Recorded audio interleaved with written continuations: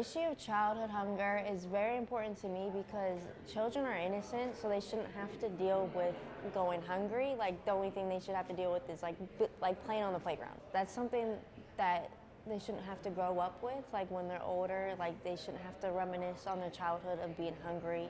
I'm proud to be helping. I'm proud to be volunteering. I have a huge platform, so I feel like the more people I can get out to, the more people can volunteer, donate, and then the less child hunger, the less hunger around everywhere. Something that's shocking that a lot of people don't know is that 1 in 5 kids go hungry, especially during the summertime, because the kids don't have the school meals to help provide. An average classroom has about 20-25 kids, so that's 4 to 5 kids in each classroom going hungry, and you might not even know it. How others can get involved with the fight against child hunger is donating, volunteering. Volunteering, I feel like, is the biggest one because everyone always needs help. They need more hands, and then just word of mouth. Just tell everyone, tell your neighbors, tell your friends, just post about it, post where you can donate.